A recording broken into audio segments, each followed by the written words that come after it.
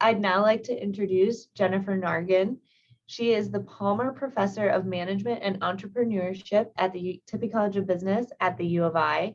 Before her career in academia, Jennifer spent 5 years working for ExxonMobil Corporation. At Tippie, she currently teaches topics related to leadership, team development, negotiations within the Executive MBA program and numerous executive education programs. Jennifer has worked with clients such as the Mayo Clinic, PayPal, Blue Cross Blue Shield, MTD, Modern Tool and Die Company, Rebath, and numerous small businesses. Jennifer enjoys working with students, executives, and organizations to help them discover ways of developing their talent to effectively lead in the current and future world of work. In her area of research, Jennifer focuses on leadership processes and leadership development, team dynamics and effectiveness, employee voice and engagement, and the future of the world of work. She has published numerous articles in top-tier management journals and currently serves as the associate editor for Personal Psychology. Thanks so much for being here today, Jennifer. Thank you, Ashley. And thank you to, it looks like over 100 participants at this point joining us. And I know many of you are joining us from places outside of Iowa. So we want to welcome you, obviously, to Tippie, and hope you have a great time over the next hour. So as Ashley mentioned, I'm going to be talking about developing the leader within you and your organization. This is based on some of the research is based on a couple of HBRs that were translated. The research was translated into HBRs. And so I've got links there if you want to read more about a couple of them. Overall, what I hope to accomplish today is that you'll be able to identify what are the best sources of growth for individuals in terms of what are those opportunities that you can provide or that you could seek out yourself as an individual. And then we'll talk about, well, how do I get the most out of those growth opportunities in terms of a mindful engagement process? And then finally, we'll talk about some of the barriers to growth and development and consider ways that we can remove those barriers. So our agenda is basically just to kind of go through those three key concepts. And I will say, again, I've framed this as both from an individual's perspective, how you can seek out these opportunities, as well as from an organizational perspective in terms of what opportunities and how you can help others within your organization grow and develop. And so I hope I give you a good balance of those two perspectives, but for sure, if you have questions about how it applies one way or the other, feel free to pop those into the Q&A. So interestingly, as someone who teaches about leadership, what we know is that most people learn the most about leadership and grow the most in leadership from their own lived experiences. And so one of the best sources of your own learning and development in terms of leadership is what you experience on a day-to-day basis. And yet what we also know is that not all experiences are created equal. And so you can think about, just for a few minutes, what's a key event or experience in your career that you would really say was a really strong learning and development opportunity for you? So Ashley mentioned that I previously worked for ExxonMobil Corporation. And when I first started there, I had a great supervisor that gave me several developmental opportunities. One of those was I was basically an expense analyst for the production company. And so one of the first projects that she put me on wasn't part of my day-to-day activities, but it was a special project with the procurement organization where they were trying to implement a new system for people to order parts and supplies through the procurement system. And as part of the controller's department, I was a part of that. Procurement came to us to help kind of influence those within the field to use this new smart order system, as they called it. And it was a really strong developmental opportunity, not only because I got to interact with a lot of people in the field, but I also got to influence without authority. It was creating change within their work processes. And so what Basically, procurement wanted to do was rather than them pick up the phone and call the supplier, they wanted them to use this system. Now, today, you would say, well, that doesn't sound that hard. We'd just develop an app on their phone that they could quickly order it. But this was back in the early 2000s, and apps were not as big of a thing then. And so it really was a big change to their work processes. And part of my job was to really work with them in implementing that. And so it was really a key developmental experience. And so as you've thought about those, of those key events or experiences, they likely boil down into 5 kind of different experiences. And so this is what the research would say are the key developmental experiences that really help you to learn and grow in your career. The first one obviously is job transitions. Anytime you're transitioning into a new job, you've got unfamiliar responsibilities, or you're learning potentially a new industry, a new group. And so that has a lot of development opportunities to it. The project I just talked about was about creating change. It was taking something in a new direction. It could also be that you've got to create change in terms of improvement, maybe of problems that you've inherited or employees that you need to help to develop themselves. It could also be high responsibility. And so one of my other projects at ExxonMobil was also leading what they called their company plan, which is the budgeting cycle. And so that required me to go in front of top management within the production organization and talk to them about what do the budget projections look like for 5 years, for 10 years out. And so really high stakes in terms of having to answer some key questions from some pretty senior level managers within the organization. And so that's another example, is maybe a high stakes project or large scope and scale. Managing boundaries is always hard. So whether that's managing boundaries with someone outside your organization where you have to influence without authority, or maybe another group that you interact with, those are always developmental experiences. And then finally, dealing with diversity, working across cultures, having diversity within your work group. Again, I go back to the Smart Order project, and there was diversity there because basically it was people within the field, on the hands-on, every day, day-to-day, whether it was in an oil field or a gas plant, that were having to interact with people from the office, right? And so that's a lot of diversity in terms of how we think about things, right? So diversity can be from a wide variety of different areas. And so, you may be thinking, well, I'm not exactly sure how I could gain these experiences. And so there's different ways in which people have these experiences. So one may be in reshaping your job. So maybe it's adding new responsibilities or from your coworker, from your boss that nobody owns.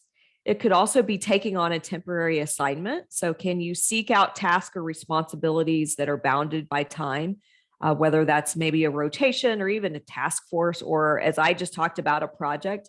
Some of those weren't part of my day-to-day duties. It was just a temporary assignment where for this 3-month period, we're going to be doing the budgeting cycle and you're going to be in charge of that. And it can also be, you could also find these opportunities outside the workplace. So taking on responsibilities, maybe in a nonprofit organization or in any social, religious, community organizations, as well as professional organizations within your industry, may be another way to do that. And so just to give some concrete examples of what that looks like, oops, sorry about that. So job transitions, obviously, if you become a member of a project team or you take on a temporary assignment, and you could be making a lateral move as well. Creating change, again, anytime you're launching a new product, a project, or a system, that's a new direction. High levels of responsibilities, again, kind of presenting that proposal to top management, or maybe representing the organization to outsiders. Managing boundaries, we probably do the most in terms of anytime you're serving on a cross-functional team, you're having to influence without authority. It can also be in a vendor or a client relationship. And then finally, in terms of diversity, whether it's managing a diverse work group, maybe a business partner in another country, or leading organizational efforts related to diversity, are all kind of key experiences and key ways that you could either reshape your job or create this temporary assignment. The other that I know we probably have some young alumni on this call that are early in their career. And so they're also thinking, what are some of the developmental experiences that I'm going to face? And I think it's important, and I always kind of talk about this with my MBA students as they go out, and it certainly applies to undergraduate students as they grow in their career as well. But these are, as research has looked at, these are really kind of the 3 developmental experiences that people have early in their career. And so one is I make role transitions. So again, you see that transition, whether it was in the job transitions from the previous slide or in this one about role transitions. But one of those key role transitions is you go from being an individual contributor to a first-time manager, or maybe even as a project lead, where you're taking responsibility for team performance. Anytime you're managing other people or managing transitions kind of is a key role transition. And really some of the key learning that comes out of this is, what does it mean to be a leader in this new role? The other is that people will also experience a transition to businesses. So maybe it's a new business that you're part of or trying to manage growth. That can be a new developmental experience for early career professionals. And so the learning here is, how do I get things done in a different business context? And then finally, people also noted how do the personal transitions that they go through early in their career. And so that may be basically, how do I manage any differences I have with my boss? How do I navigate maybe some ethical situations? How do I figure out how to blend my work, my life, and my family? And what happens when I deal with professional setbacks? And so again, kind of the developmental experiences here, learning would be that people would say, how do I stay true to myself? And so these are early career developmental experiences. And basically, when asked what they learned from these developmental experiences, the early career professionals said they learned things like managing others. How do I manage and motivate people that are working with me? I think one of the key ones that I really like to point out is people really become to understand, how do I appreciate the B and C players too? Those that aren't the top performers, but yet still have something to add to the group. And so how do I deal and appreciate what they're adding to the group, I think is really a key one. They also, in terms of managing others, obviously talked about some challenging experiences in terms of managing relationships with peers and bosses, especially when they can't resolve those differences with their boss, or understanding kind of other people's priorities. And then finally, managing the self was also a key things that were challenging about those experiences. So understanding, kind of developing a leadership mindset, which we'll talk about, and that individual skill and effort aren't just the only success factors. How do I develop others? Part of obviously this webinar. And then also, how do I cope with setbacks and disappointments that are going to occur? Whether it's balancing work, family pressures, or understanding that when how I react to a setback may be more important than the actual setback. And so these are just some of the examples of developmental experiences that have shown to be really challenging for people, either early in their career or across their career. And so I think when you're thinking about developmental experiences and you're trying to assess, is this a developmental experience and one that I can really learn from? And should I give this, more importantly, should I give this to someone, or should I take on this developmental experience? Here's some things to think about. The first is, does it provide opportunities to develop competencies that either the individual you're trying to develop needs to improve, or that you yourself need to improve? And we'll talk here in a few minutes about having a learning mindset when you develop as an individual and the importance of that.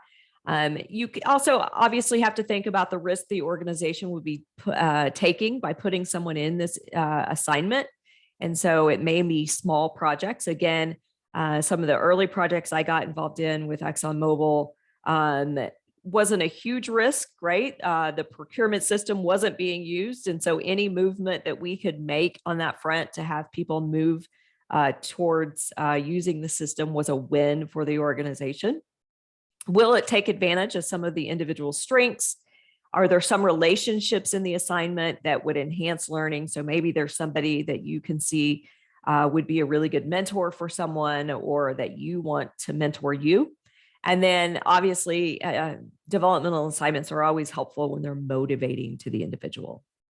So those are just examples when you think about, when I talk about developmental experiences, of what the literature has found to be really helpful experiences for someone to have in their career, and for you as an organization to think about what are the experiences that we can give people to help them to develop. The second kind of piece of this presentation that I want to focus on is, well, how do we get the most out of these experiences? And there's an article by two of my colleagues that I've published with from the University of Michigan that really frames it as the power of mindful engagement. And so if we go back to thinking about that people learn from their lived experiences, we also know that people don't automatically learn from experiences. And in fact, they sometimes can learn the wrong things. And what's interesting is that two people can go through the same experience that we've just talked about and come away with vastly different learning outcomes. And sometimes that's good in terms of what they learn. Maybe they learned something about their own strengths, but then we also want them to take away certain things as well. And so that's where the power of mindful engagement really comes in. And so what this is predicated on is that learning and development will be even greater when you mindfully engage in these lived experiences. And why is this important? Well, it allows you as an individual to capitalize on a broad range of your lived experiences. It helps you to take ownership of your own development, and also for you to realize your best possible self. And so there's really three key pieces of this mindful engagement process. And we're going to go through each of these over the next few minutes. The first is how you approach it. And I really like to think about this as you get what you expect when you go into a different developmental experience. And so thinking about how am I going to approach this developmental experience is really important. The second is the action phase. And so as you're in that developmental experience, what you do determines the learning that you're going to get out of it. And we'll talk about some of the action steps that you can take to really get the most out of it. And then finally, there's the reflection phase. And I think this is something that we don't do well. And we often don't take the time to do. And it's really important. So you learn how to go forward by looking backward. And so that all kind of then helps you then to maybe in the next experience, approaching it differently, thinking about in the action phase, how I'm going to do things differently. Those all really kind of are this circular process that takes place over each experience and probably within each experience as well. And so as we think about the approach and what you get is what you expect, it's really important to think about your mindset, because mindset really matters. And most of this work comes from Carol Dweck within educational psychology, where she studied people, not just children, but a range of different people in terms of how do they approach experiences, either with a learning orientation or a performance orientation. And the key to the mindful engagement process is that you approach the experience with a learning orientation. And so having that, what Dweck would call a growth mindset versus a fixed mindset. And so what does that mean? So what we know is that how individuals approach their job, team, career differently determines how much learning they get out of it. And a learning orientation is really important. And so what a learning orientation means is that I'm going to seek challenges and feedback. I'm going to persist in the face of obstacles, and I'm going to be willing to take some risk, whether that's in the new approach that I take or something like that. And so we're going to talk about setting learning goals, but you can think about maybe you set a learning goal that you want to be learn to be more persuasive, or you want to learn how to set an effective vision for people. And so those would all be learning goals that you could take, and you're willing to kind of seek out experiences and challenging experiences that help you to learn how to be more influential, for example. A performance orientation in general, people that take a performance orientation generally seek less feedback, avoid challenges, and are less likely to experiment with new approaches. And so those are kind of the differences between a learning orientation and performance orientation. And what we know, if we go back to kind of those challenging work experiences that we just talked about, is that when people faced those, if they took a high learning orientation, they tended, again, to develop more leadership skills over the course of time. And so just having, as you go through those experiences, taking that learning orientation is really important. There's been other research across the field of management about the benefits of a learning orientation. I think this one's particularly important. So you think about medical salespeople, who you can see definitely they have a lot of performance goals, right? Likely some quotas that they need to meet. And so having those performance goals is important. But they also found that people in a high learning orientation achieved higher sales performance overall because they not only set higher goals for themselves, but they did more planning and they gave greater effort in their job as well. And so setting that learning orientation has a lot of benefits. Now, that's not to say that certainly performance orientation doesn't matter, right? Obviously, we want employees to be high performing. We want them to meet the metrics that we give them. But a learning orientation is particularly important when it's a new experience, it's novel, it's something that you haven't faced before. And so you're going to be willing to take risk and try different approaches to things. You're going to seek feedback about how am I doing in that? I'm trying to influence people better. So I tried this new tactic. How did that go? So that's really the benefits of a learning orientation and when you would take a learning orientation. So the second piece, obviously, of mindful engagement then again is action. What you do determines what you get. And there's really three key things, key practices to take into account when you think about what you're going to be doing during those developmental experiences.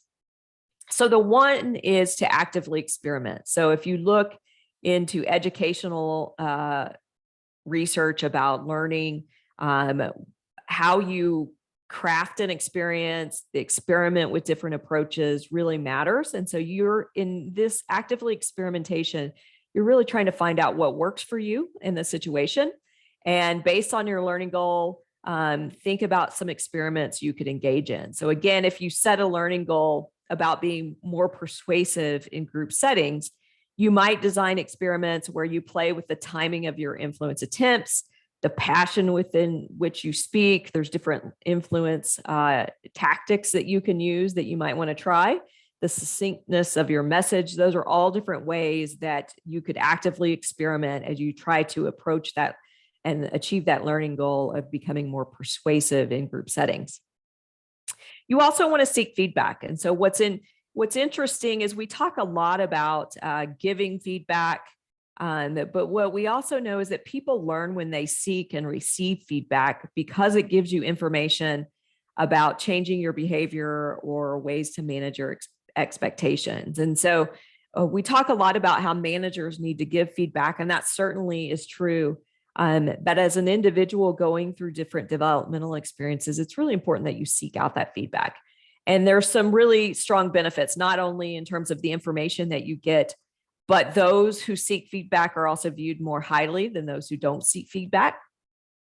And so there's some really added benefits in terms of people viewing you more positively by seeking that feedback.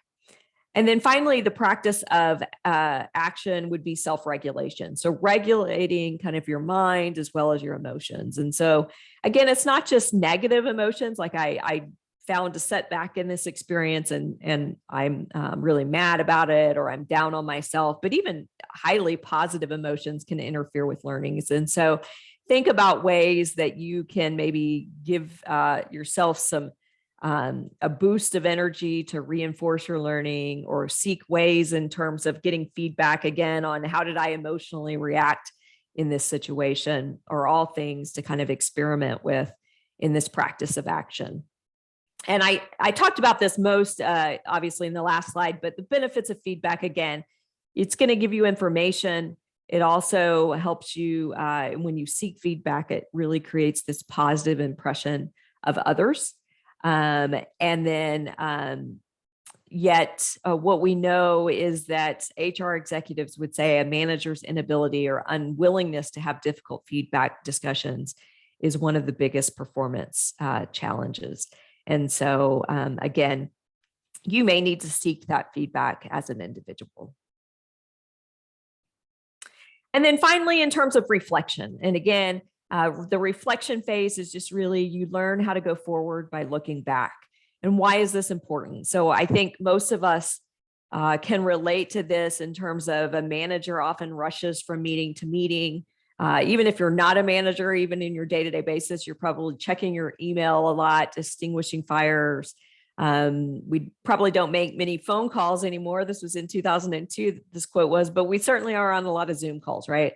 And so there's just a lot of fast-moving activity that really we don't take time for reflection, or may not have the time for reflection. And yet what we know is that you can have the experience but miss the meaning. And we don't just learn from experience, we learn from reflecting on experience. And so one of the things that I think is really important is this practice of reflection. And again, there are some key practices to reflection. And so 4 key practices. And all of these, if we have any former veterans or those that are in the military today, these are all based on kind of an after action review, which was developed by the US Army. A lot of companies like Shell and Colgate-Palmolive, Harley-Davidson have used these to identify best practices and mistakes. I know as I've taught this, there's a lot of organizations that maybe have something like this. Even firefighters sometimes, after coming back from a situation that they've dealt with, will engage in sort of an after action review in order to help them moving forward. And so key practices of this process is that you focus on a few critical issues. So again, it's not a litany of everything that happened, but focusing on just a few critical issues, reflecting close to the action. And so again, you may need to take some time. It's interesting that firefighters sometimes use this right after, because if emotions are involved, it may be better to kind of take some time, but you don't want to take too much time, right? So if something, an event or an experience that you've gone through, it's not something to do on an annual basis, but reflect within close time of that experience. Follow a structured process. On the next slide, I'm going to give you 4 questions for you to think about, and then lead back to action quickly. So what are some things that you could do differently? And so some of the key, the process, that structured process, is to think through these 4 questions. What just happened? Why did it go that way? When I used this approach, this typically happens. And then what's a new approach that I can take? And so again, if you go through these 4 questions, really is just kind of that structured process. I will say after action reviews and reflection is not at its core is not to assess blame. It's to learn about what can we do differently moving forward and what new approach can we take. And in my own research, when I've looked at individuals that went through the same set of developmental experiences, and half of them engaged in this structured process of after action reviews, and the other half just went through a general reflection, we saw an 8% increase in ratings of leadership effectiveness. These were MBA students, so they saw an increase in job offers as well as in starting salaries. And so it does have a lot of benefits in terms of thinking about kind of how can we do things differently. And you can do this either as an individual or as a group. Again, I think after action reviews, I'm talking about them in the context of developing as an individual, but certainly they have a large context outside of that as well. And so the last thing I'll leave you with as you think about kind of individual reflection about the mindful engagement is just to think about these questions. So from the approach phase, what are some learning goals I could encourage for myself or encourage in the people that I lead? In terms of action, what are actions that I could engage in or encourage people to engage in order to achieve their learning goals? From whom can I seek feedback, or those that I lead? Am I giving them enough feedback, or am I encouraging them to seek feedback? Can I refocus myself and those that I lead when we face setbacks? And then finally, how can I encourage and incorporate reflection in my own development as well as those that I lead? And I think one of the things that's important to think about is potentially in mentoring, and would a mentor or mentoring others through help me with this process? And obviously the answer, not surprisingly, I guess I should say, is that yes. And so mentoring, we know, provides a lot of different support in terms of it can give you career help, in terms of visibility and promotions. It also provides you with friendship and support. And then also a lot of the benefits of mentoring are just in role modeling in terms of it being inspiring and the behavior to emulate.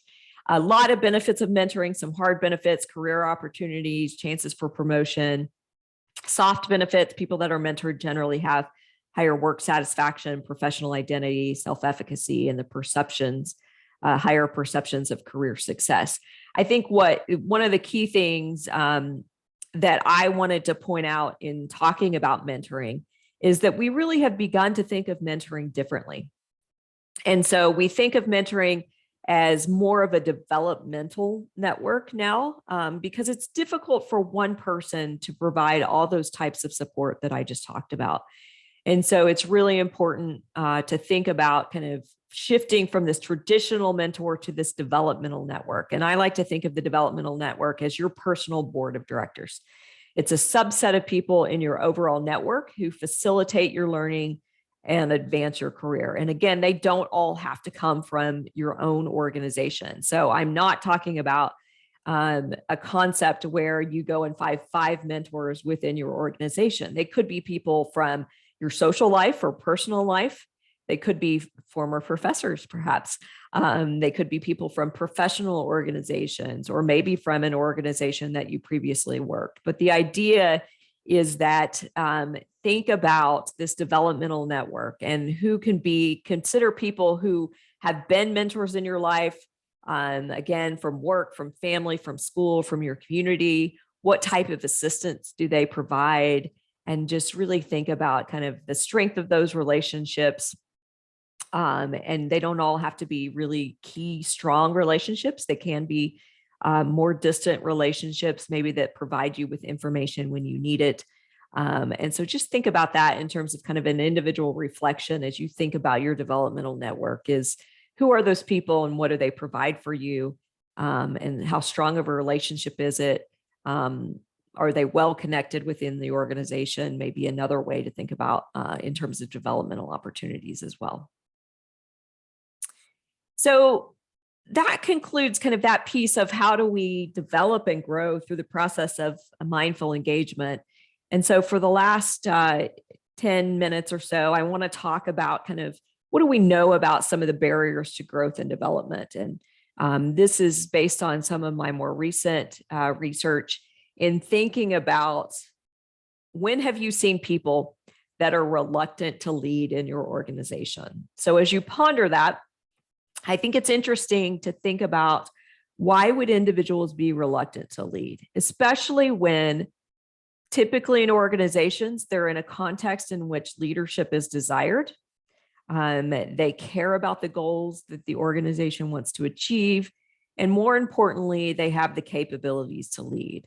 And what's interesting is I think we've made some assumptions about those that will lead. And that is that those that have the abilities will lead, that there's this romance of leadership, that leaders often have a lot of benefits and power that accumulates to them. And yet what you may be experiencing in your own organizations is a shortage of leaders.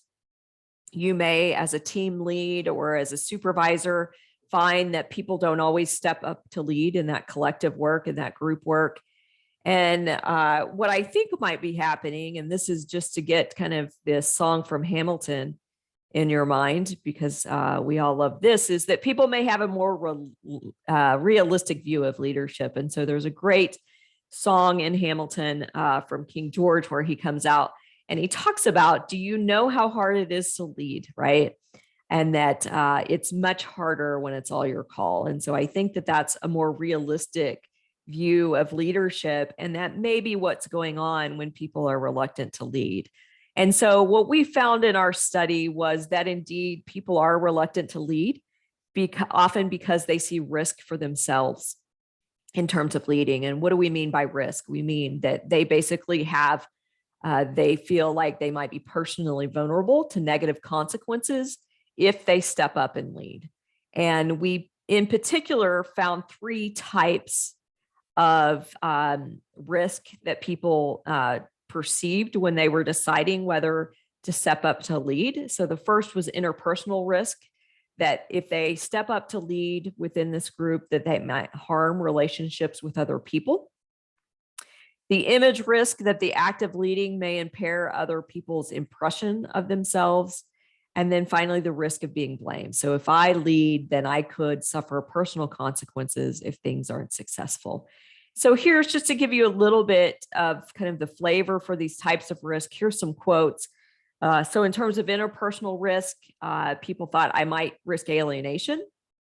In terms of people could think it should be one way, and I think of it as something different. And so they might get upset. It might damage the work relationships that they have with other people. So they may not want to risk the friendship that they have with other people if they start to step up to lead. And so that was one of the most consistent frameworks, was that I'm afraid that I'm going to step on people's toes or damage some work relationships, especially if there's someone who also wants to lead. The other was image risk. And so again, you could risk looking bad in front of your peers, or if I try to take on something, I don't want to look bad in terms of that. I could be seen as incompetent, especially if it's a new area for me. But I think what's interesting is we also found respondents that were reluctant to lead because they didn't want to be seen as a know-it-all, right? Or maybe aggressive or pushy to the other team members. And so people do think about the impression that they're going to take. And, I can remember in one of these interviews, particularly, that there was an early career professional who would say, I'm in this team meeting with a lot of people that have a lot more experience than me. And so if I step up to lead, one, am I going to damage those relationships that interpersonal risk talks about, but maybe, I'll be seen as kind of too aggressive or too pushy. And so thinking about that is one of the reasons why people hold back. And then finally, risk of being blamed. Again, biggest risk of failure that people cited over and over is thinking about the failure and the consequences. If something doesn't work out, then people are going to say, why haven't you done this? Or why didn't you do this? And I think it's really an interesting question for me as a leadership scholar and someone who teaches leadership, because I think one of the things we talk about in this quote really highlights is that we often tell people, if a unit does something well, then give credit to the people under you. And if you experience failure, then it's all on you as a leader. And I think that honestly, if we're being really candid, we often teach this to leaders.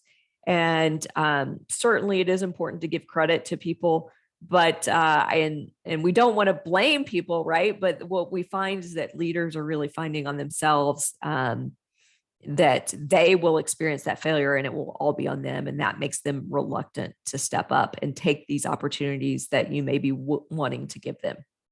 And so, there's a lot of things to think about here in terms of what are some ways you've seen these leadership risks in your own organization. What are some other reasons that capable people might be reluctant to lead in your organization. Some of it may just be time demands as well. Certainly that was one of the key things that people noticed as well. But what we found overall is that when people perceive these risks, when they perceive interpersonal image or being blamed, that they're less likely to contribute to leadership and project teams. We also studied this within organizations and found that managers were seen by subordinates as engaging in fewer leadership behaviors, and that employees were rated by their coworkers as also exhibiting less leadership initiative. And so pretty universal that if people are perceiving these risks, then they're likely not engaging in leadership behaviors. And so I think the important thing becomes, how do we mitigate these risks within organizations, and how can we deal with these risks so that people will step up to lead and take these opportunities that we want to give them. And so some of the things I think is just acknowledging the risk and rewards of leading.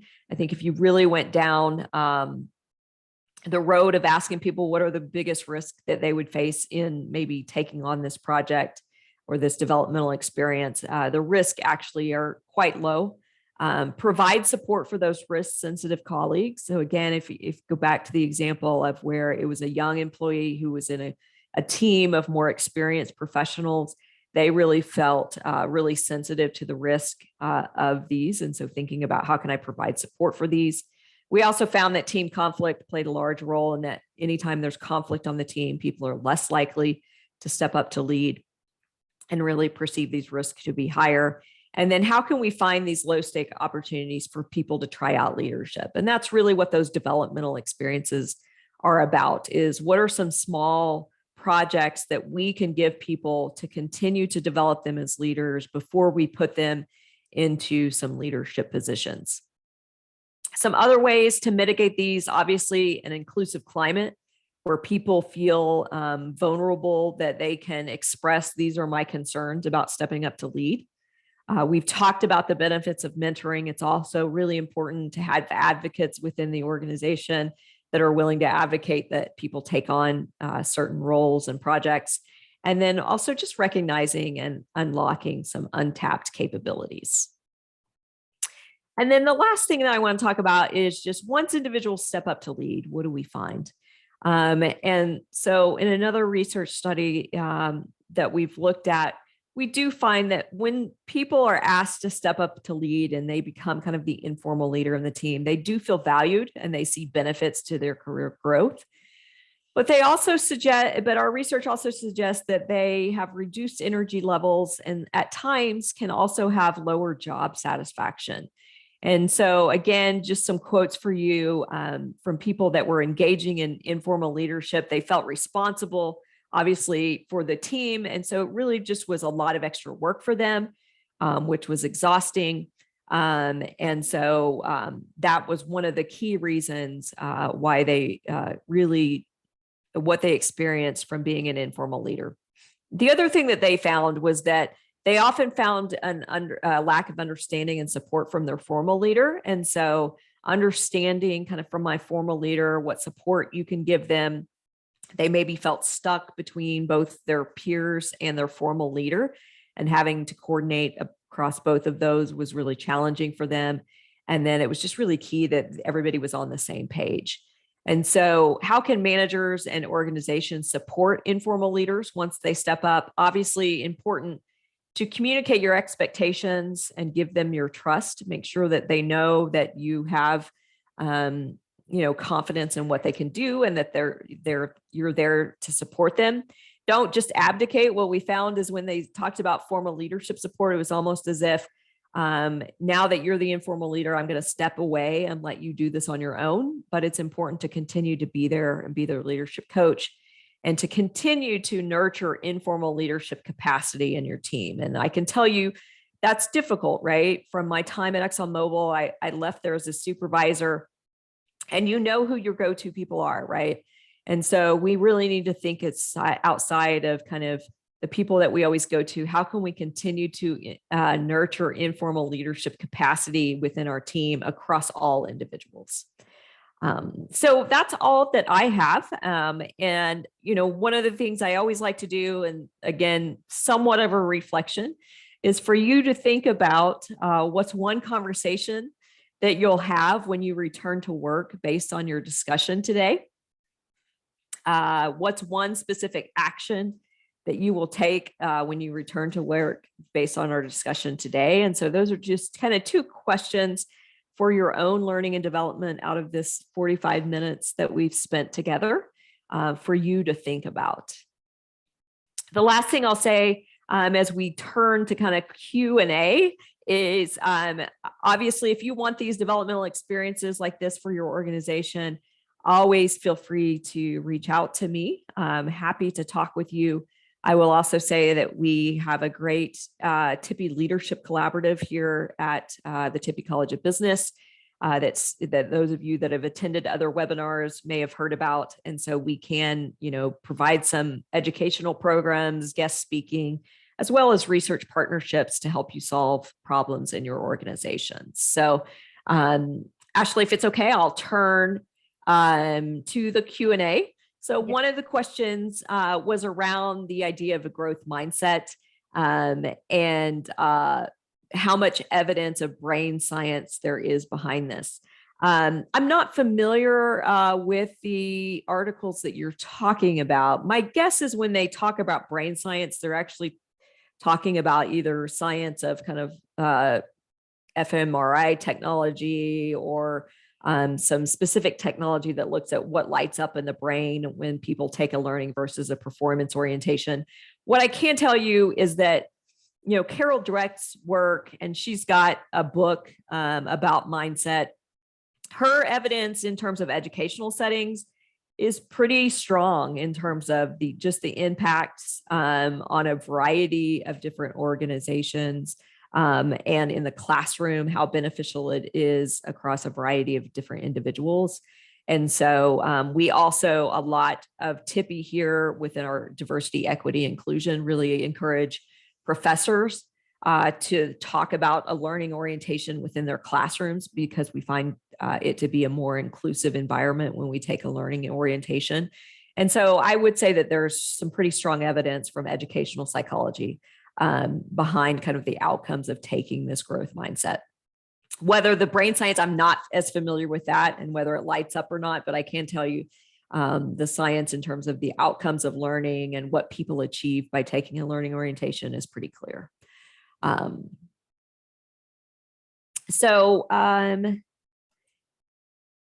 question is, how do you request feedback? How to ask tips for how to set the stage when asking a supervisor for feedback. One of the things I think that's really important when you seek feedback, and it's a really good question to think about. There's several different ways that you can seek feedback, but I think one of the key, in terms of timing, your question asked specifically about timing.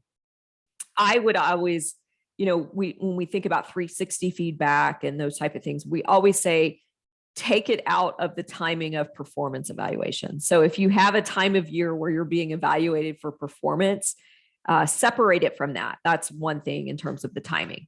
And then the other is just making sure, I think, in terms of asking for feedback, giving them something specific that you want feedback on, or a way to give you feedback. And so one of those things might be, I want feedback on, as I go into this project meeting, how I handle it. And so could you give me specific feedback about how well I listen to others, maybe what my nonverbal cues are, whatever it is that you want feedback on, being specific about that.